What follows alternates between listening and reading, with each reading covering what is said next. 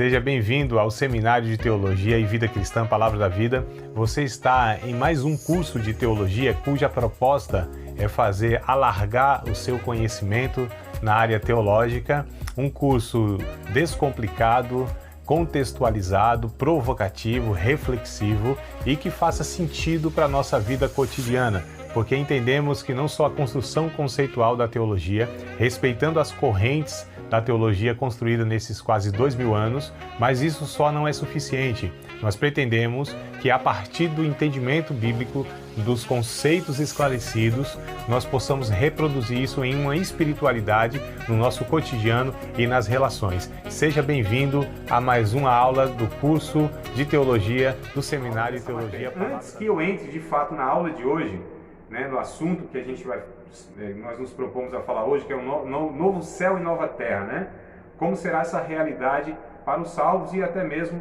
a gente vai pincelar alguma coisa aqui de uma realidade para aqueles, porque o texto, ele mistura a questão de um não salvo também, mas a ênfase é discutir a realidade para os salvos, aqueles que irão de fato ter a eternidade aí com Deus. Mas antes que a gente fale sobre isso, ficou uma pontinha da aula passada que a gente falou sobre o juízo final, Essa foi a proposta da aula passada. Então, o que ficou aqui, a ponta que eu deixei, foi para falar a respeito aqueles que não ouviram o Evangelho. A gente falou sobre julgamentos e tudo mais, como que se daria, como que seria isso. E a gente deixou de falar, eu não falei, sobre aqueles que serão julgados, porém, sem terem ouvido efetivamente o Evangelho. Como eles serão julgados? E aí eu quero ler com vocês Romanos, livro de Romanos, Bíblia aberta, caderno aí para aqueles que gostam de fazer anotação. E vamos lá, já tentando pegar as referências aí, tá? Então, Romanos, capítulo de número 2, verso 12 ao verso de número 16. Vamos lá, só para a gente discutir sobre essa realidade. Aqueles que não ouviram o Evangelho, como que eles poderão, ser julgados? É o questionamento. Será que isso é justo? Antes que a gente leia o texto em si aqui, eu discuta para vocês, eu exponha aqui o texto que Paulo quis falar conosco aqui, ou falar com aqueles ouvintes, e o que consequentemente fala com a gente. Tem um livro, irmão, chamado Fator Melquisedeque. Fator Melquisedeque, muito da área daqueles que trabalham em missões, Gerson? Não sei se você já ouviu falar, é quase um clássico, Então, a cruz e o punhal, o Fator Melquisedeque, Chuva na Montanha, o Totem da Paz, são livros aí que não tem como a pessoa lidar com missões e não ter lido esses livros, Então, esse livro Fator Melquisedeque vai mostrar justamente essa realidade. Como que antes que os missionários chegassem em tal povoado, em tal local, onde de fato não tinha ninguém mesmo chegado antes, já havia lá de alguma maneira um cenário histórico, cultural, que propiciava falar do Evangelho. Vou dar um exemplo, e é esse livro que traz esse exemplo, dentre outros, do Fator Melquisedeque. Havia uma tribo, não me lembro se na África, uma tribo muito distante, nunca tinha chegado nenhum missionário. Chega esse missionário nessa tribo, e quando ele vai conhecer a cultura daquele lugar, porque o desafio é como que ele vai falar do Evangelho, como que ele vai falar de Cristo, plano da salvação e etc e tal. E chegando lá, ele conheceu uma história que era mais ou menos assim. Havia um homem, e esse homem tentava se aproximar das formigas. Quando esse homem tentava se aproximar das formigas, porque queria conhecê-las um pouco mais, se aproximar e até se relacionar com elas. Mas quando esse homem, imagina a proporção aqui, formiguinha e um ser humano. Quando eles tentavam se aproximar, tinha um terremoto, Para aquelas formigas era um terremoto, o passo que ele dava, Fora aquele ser assustador, monstruoso, gigante. Enfim, ele falava e elas não compreendiam a linguagem, E toda vez que ele tentava se aproximar das formigas, elas fugiam, aterrorizadas e tudo mais. O que ele pensou? Bom, eu vou ter que dar um jeito de me comunicar com essas formigas. Como será possível isso? Só se eu me transformasse em formiga. E lá na lenda, na história mitológica deles, esse homem se transforma em formiga. Se aproxima dessas formigas, conversa com elas, inclusive ele começa a trazer toda essa informação de que ele se transformou em formiga. Mas na verdade ele é aquele homem que as formigas tinham medo e tudo mais. Olha que história, irmãos, né? Isso, de fato, fazia parte da cultura. Era um folclore e tal, mas fazia parte da cultura. Não dá ou dá para a gente incluir a história de Jesus nisso? Claro que dá, né? O Deus que se fez homem, né? A linguagem divina que precisou ser traduzida em linguagem humana, enfim. Então, só para a gente entender que Deus tem os seus meios de alcançar as pessoas. Existe a revelação natural, que a gente chama, que é a própria criação, Romanos capítulo 1 vai dizer isso, o Salmo de número 19, né? Os céus proclamam a glória de Deus, né? Uma noite faz declaração outra noite, sem linguagem, sem fala nenhuma, né? O Romanos vai falar que a criação, ela testifica a respeito de Deus. Aí é interessante que esse texto de Romanos capítulo 2 vai acrescentar aí essa ideia de que Deus, pela sua graça comum, né, alcança os homens. Diz assim o texto, ó, Romanos 2, verso 12 a 16. Porque todos que sem lei pecaram, também perecerão. E todos que sob a lei pecaram, pela lei serão julgados. Porque os que ouvem a lei não são justos diante de Deus, mas os que praticam a lei hão de ser justificados. O 14 e o 15 que é a ênfase, né? Porque quando os gentios que não têm lei fazem naturalmente as coisas que são da lei, não tendo eles lei, para si mesmos são lei, os quais mostram a obra da lei escrita no seu coração, testificando juntamente a sua consciência e os seus pensamentos, quer acusando-os, quer defendendo-os. Nem vou ler aqui o 16, porque é o 15, 14 e o 15 que é a ênfase, e ainda entre o 14 e o 15 que vai trazer alguns termos aqui interessantes, ó, os quais mostram a obra da lei escrita no seu coração. Então, dentro do ser humano, né, a percepção, inclusive, do certo e do errado, do que é ético, do que é moral, se pratica é outra história. Agora, a consciência, inclusive, é o que aparece aqui, né? A palavra no original é sineidesis, é conhecimento acompanhador. Dentro de cada ser humano existe a percepção de certo e errado, independente de culturas, independente de criações, né? Existe essa ideia de ética. E todo mundo tem ética, que a ética de uns é a antiética, né? Não é que ele não tem ética, é que a ética de um é anti a ética. Mas essa ideia que Paulo traz aqui, que as pessoas têm escrita no seu coração e na sua consciência, inclusive, aqui vai dizer que Deus colocou isso como testemunha dele. Então a testemunha de Deus dentro do homem é a sua própria consciência. Deus julgará as pessoas, né, de uma forma ou de outra, mesmo aquelas que não ouviram o evangelho propriamente pregado, dito, né, pelo menos o entendimento de muitos teólogos a respeito dessa realidade. Só para fechar a última parte lá da última aula, tá bom? Então todas as pessoas serão julgadas, Deus tem como sua testemunha, né, toda a criação, a consciência do ser humano, enfim, além dos pregadores, além da mensagem, Deus tem outros meios, outros parâmetros no sentido de que deu para aquela pessoa oportunidades. Agora, nem por isso nós devemos, então, relaxar concernente à obra missionária, por exemplo, né? Tem aí frases de missionários que é mais ou menos assim. Bom, porque, será que é justo, né? E porque uma pessoa tem oportunidade em toda a sua vida de ouvir muitas vezes o evangelho e a outra uma ou nenhuma. Então, nosso esforço tem que ser para que todos tenham. Aí é por isso que a gente é engajado e deve ser engajado na obra missionária para todos os povos e todas as nações. Só que Deus não ficará sem testemunha no juízo final, né? De alguma maneira Ele trará aí a sua testemunha. Tranquilo, posso pular agora? Ou vocês têm algum comentário, pergunta? Eu tenho uma pergunta, eu tenho uma dúvida. Sim. Em relação à última aula. Eu assisti depois, né? Eu não estava presente, mas eu assisti. E me surgiu uma dúvida. Não sei se é pertinente.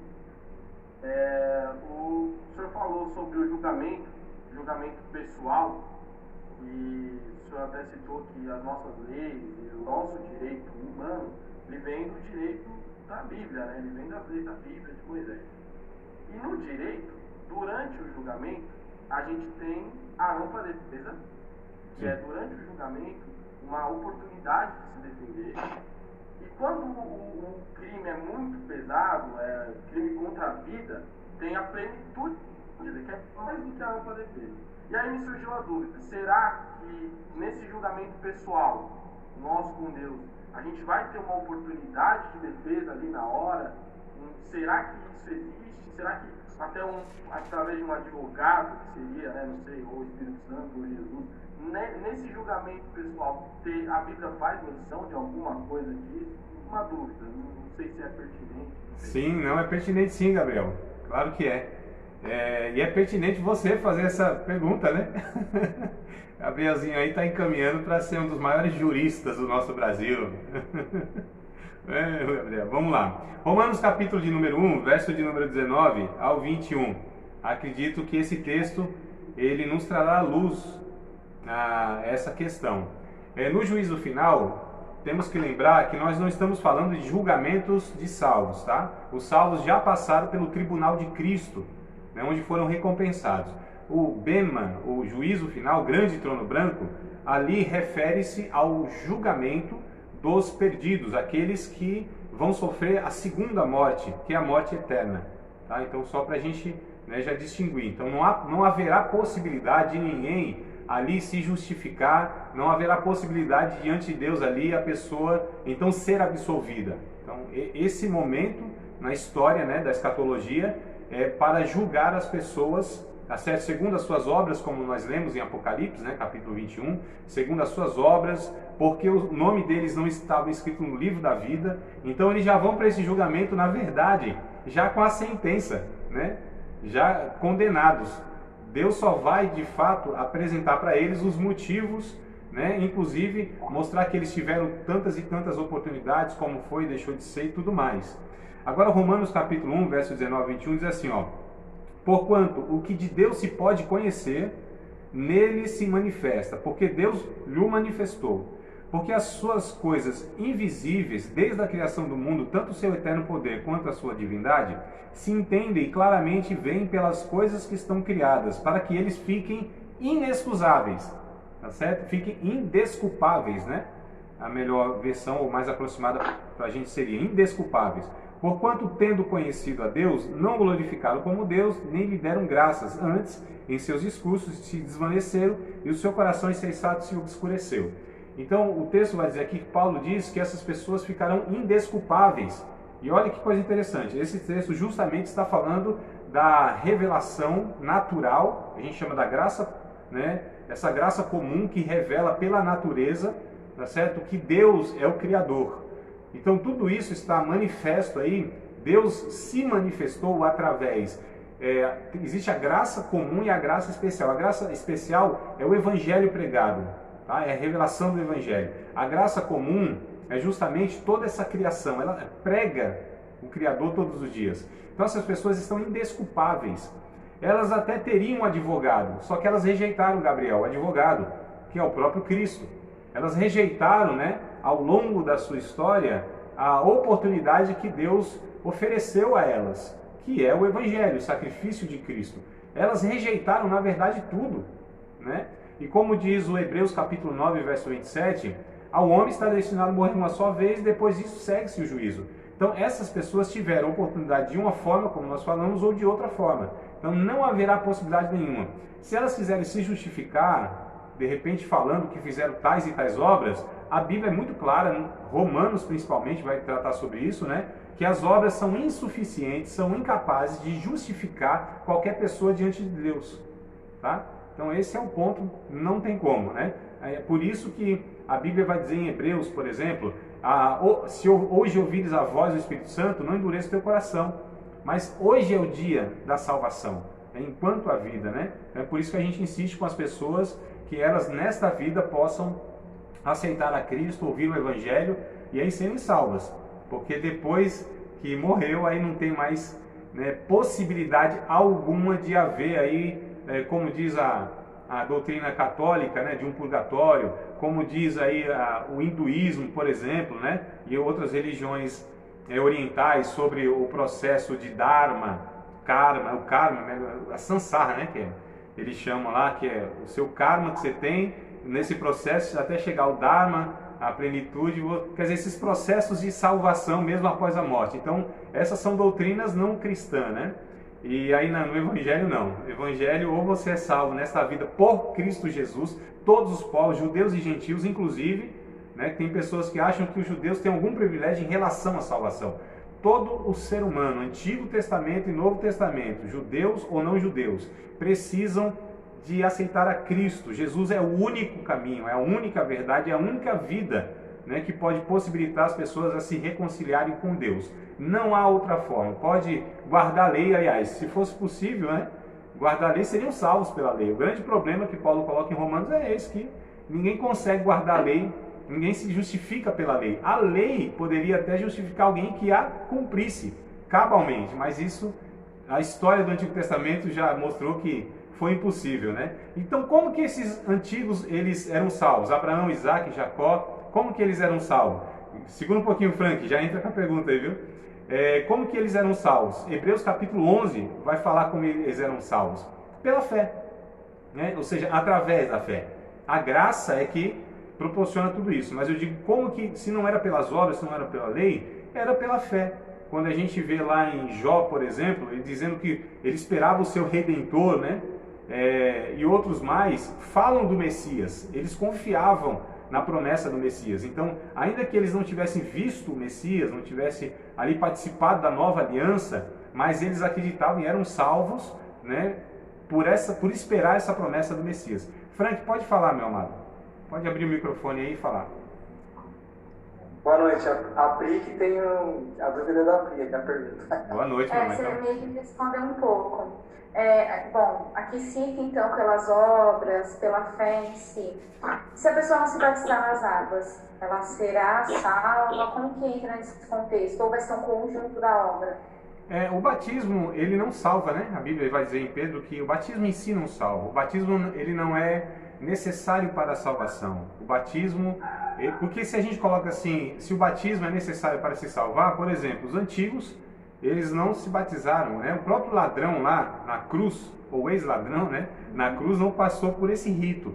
O batismo nada mais é do que uma figura, tá? Uma representação, né? Quando a gente lê Colossenses capítulo de número 2, versículo de número 12 e 13, deixa eu conferir aqui, às vezes eu me confundo com os textos, mas acho que é isso mesmo, Colossenses 2, 12, né? O verso 13, vai dizer que o batismo, ele é essa figura, né? Que, na verdade, quem se batiza? Aquele que já nasceu de novo, aquele que já é salvo. Não para ser salvo, mas porque já é salvo. Publicamente, ele declara aquilo que interiormente já é uma realidade na sua vida, ou seja, Jesus é o seu Senhor, ele já morreu com Cristo, foi sepultado e ressuscitou para uma nova vida, né? Como diz também Romanos capítulo 6, versículo de número 4. Colossenses 2 e 12, tá? Sepultados com ele no batismo, nele também ressuscitaste pela fé no poder de Deus que ressuscitou dos mortos. Aqui eu não tenho um quadro aqui, senão eu iria desenhar para vocês para ilustrar melhor, né? Imagine um patamar aqui, uma depressão, tá certo? Um valezinho, né? E um patamar mais alto aqui reto. Então seria a pessoa aqui, ó, morta com Cristo, né? Foi sepultada, tá? E ressuscitou para uma nova vida. Então o batismo representa isso. O batismo não é necessário, não é essencial para a salvação. O salvo, né, ele cumpre essa obra de obediência e não a obra para a salvação. Então, quando, por exemplo, o texto lá de Marcos capítulo 16, quem crê e for batizado será salvo. Quem não crê será condenado. Então, olha que coisa curiosa. Por que fala então quem crê e for batizado? Porque é natural quem crê que confesse publicamente em Jesus, o seu Senhor, né? E olha que interessante, se o batismo fosse essencial, necessário para a salvação, então o texto deveria estar assim: quem crê e for batizado será salvo, quem não crê e não for batizado será salvo. Mas não há esse, né, o batismo envolvido. Só para a gente entender que não é... Irmãos, nada a gente pode acrescentar aquilo que Cristo já fez. A obra de Cristo na cruz do Calvário, aceitar isso pela fé, isso é suficiente. A gente não pode acrescentar mais nada que deva ser feito, além daquilo que Cristo já fez.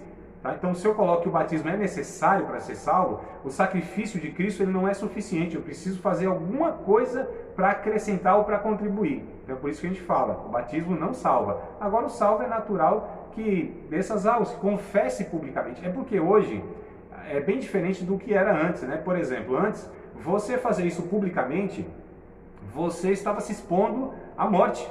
Porque você estava declarando publicamente. É igual hoje nos países onde há perseguição religiosa. Você declarar publicamente Jesus, aquilo pode te implicar a prisão, a tortura e até a morte.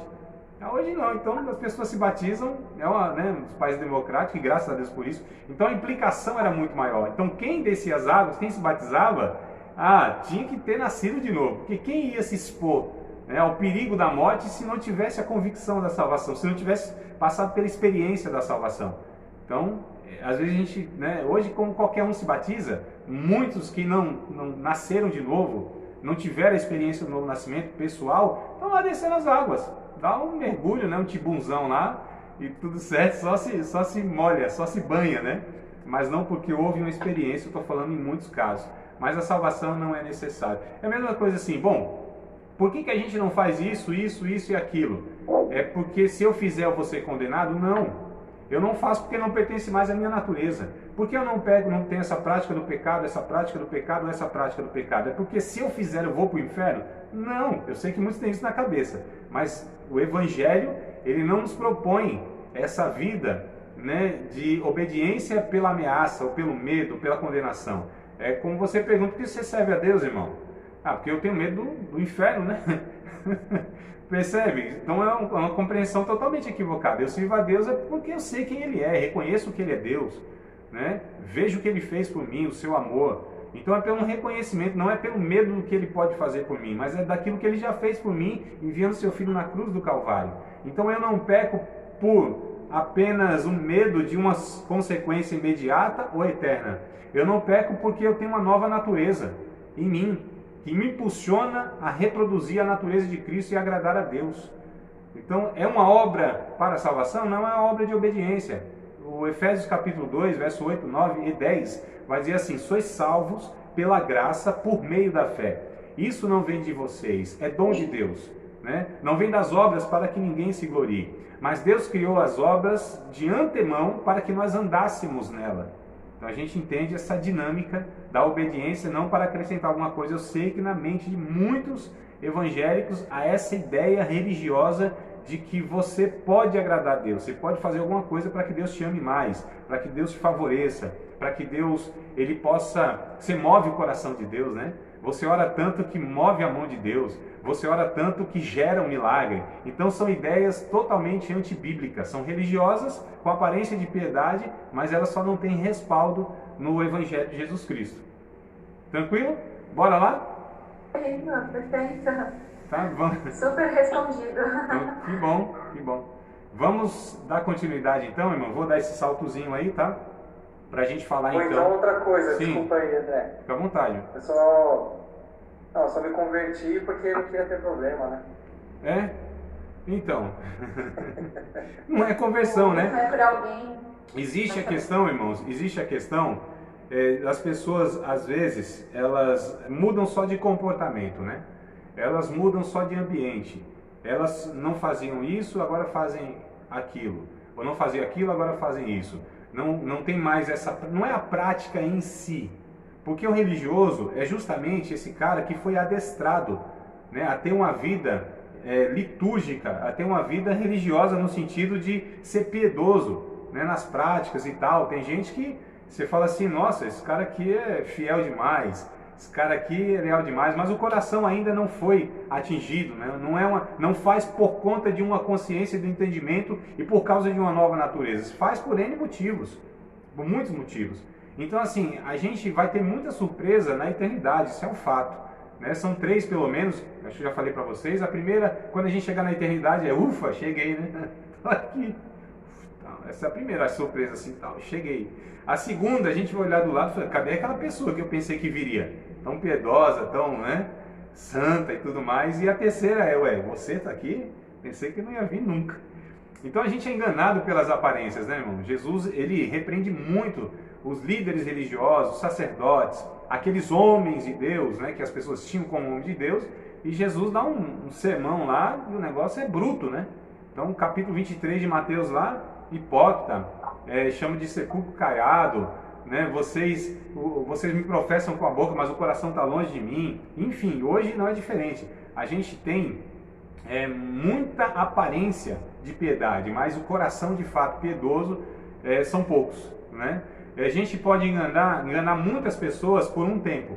A gente pode enganar poucas pessoas por muito tempo, a gente só não pode enganar as pessoas o tempo todo e muito mais diante de Deus, todas as coisas estão nuas e patentes. Então a gente precisa entender, irmãos, que a escatologia aqui, a eternidade é o que vai de fato revelar, né? Embora a gente já tenha alguma condição, mas ainda muito limitada, de observar não só nas pessoas, mas principalmente em nós, né, pelo fruto que a gente dá. E o que é o fruto? Não é a realização, não é a produção industrial religiosa, não são quantas almas eu ganho para Cristo, quantas horas eu oro, quanta Bíblia eu leio, quantas vezes eu vou na igreja. Não é esse parâmetro, o critério não é esse, não é essa produção. O fruto refere-se ao resultado de uma natureza, né, que é o Gálatas capítulo 5, verso 22. Então o cara que ama, o cara que se alegra em Deus, o cara que tem paz com Deus, o cara que é bondoso, benigno, então é amor, gozo, paz, longanimidade, benignidade, fidelidade, mansidão,